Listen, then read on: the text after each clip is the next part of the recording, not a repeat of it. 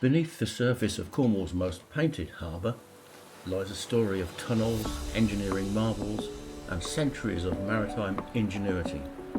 St Ives Harbour holds secrets that even many locals don't know exist.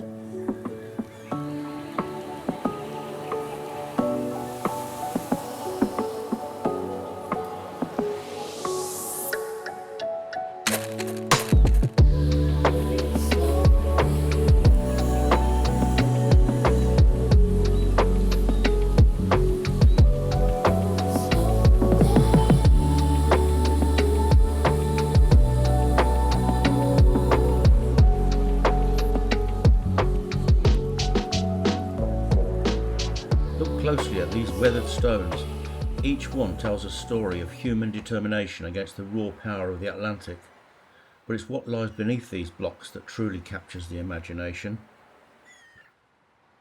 This is the story of how a small fishing cove became one of Britain's most innovative harbours, and how its transformation would spark not just an engineering revolution, but an artistic one that would change British art forever. When John Smeaton designed his revolutionary pier in 1767, he introduced engineering techniques never before seen in harbour construction. Smeaton developed a special form of mortar designed to set underwater. His design used interlocking blocks joined with dovetail joints and marble dowels. The pier's foundation of dovetail granite blocks, each weighing up to 2 tons, would lock together under pressure. We can't see underneath the pier, but as an example, here's a full-size replica of the base of Smeaton's Tower in Plymouth. For a man who lived from 1724 to 1792, he had an incredible problem-solving brain.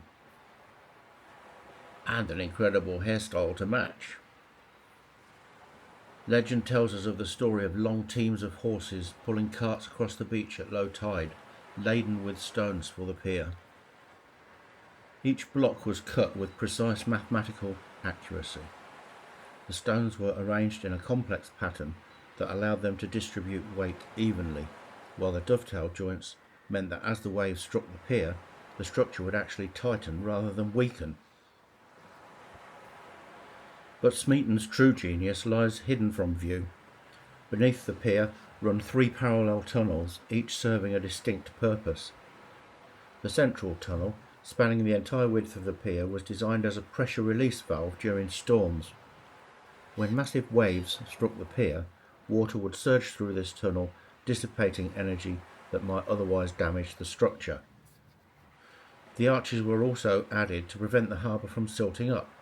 These days, however, the harbour beach is one of St Ives' assets, so timber balks were used to stop the outflow of sand. The opening mechanism has long since deteriorated, so the gates will stay where they are. The side tunnels were initially planned for storage and emergency shelter, but they also served another crucial function, allowing engineers to inspect and repair the pier's foundation from within.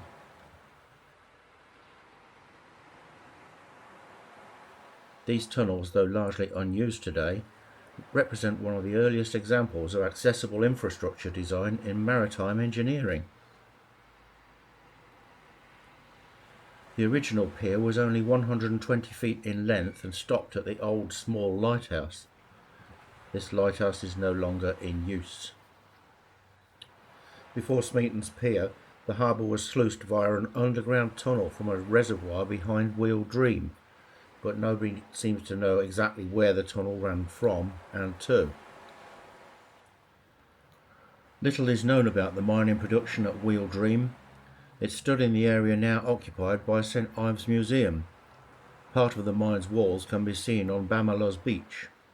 It was an early mining venture that was not particularly successful. In the mid-19th century, its main building was converted to a pilchard palace, a place where pilchards were cured and packed. At St Ives, for example, 1,000 hogshead barrels were taken in the first 3 seine nets cast into the water. The number of hogsheads exported annually averages 22,000. In 1850, 27,000 were secured for markets mainly in Italy and Spain.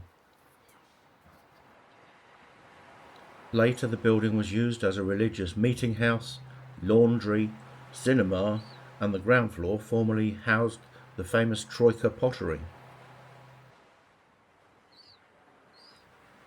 The upper level of the building was the British Sailors' Society mission, but since 1968 the building has been home to St Ives Museum.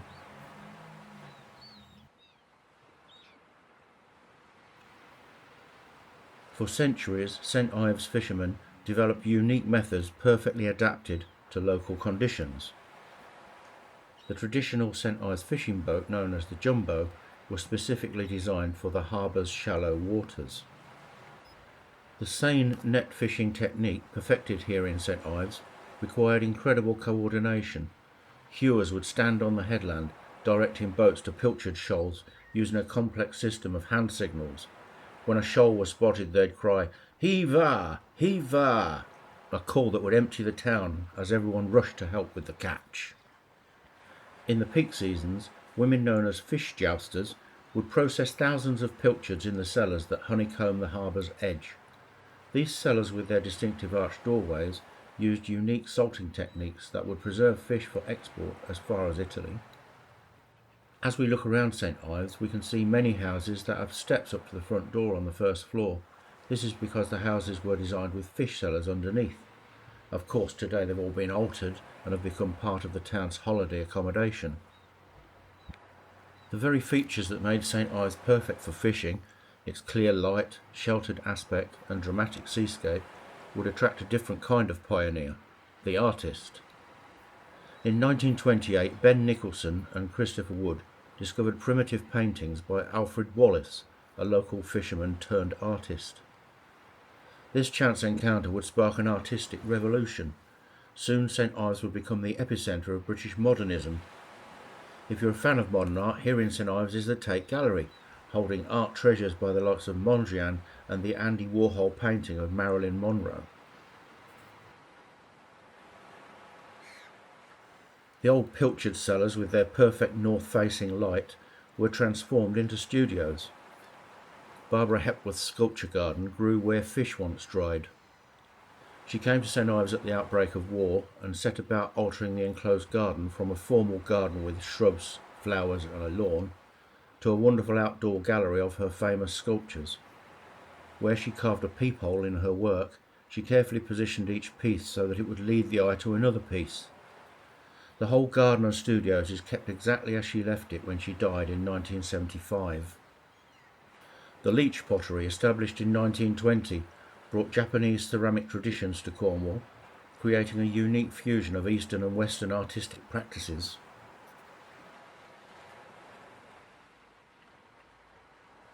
Today the Tate St Ives stands on the site of a former gasworks, its curved windows echoing the harbour's embrace. The building itself, winning the Art Fund Museum of the Year in 2018, continues the tradition of architectural innovation that Smeaton began. Modern St Ives represents a remarkable synthesis of past and present. Fishing boats still land their daily catch, while artists capture the scene from converted fish lofts above. The harbour's hidden tunnels, though silent now, continue to protect the pier just as Smeaton intended. Perhaps the true secret of St Ives Harbour isn't hidden in its tunnels or carved in its stones, but in its remarkable ability to reinvent itself while never losing touch with its past. Each wave that breaks against Smeaton's pier echoes through centuries of innovation, adaptation and creativity.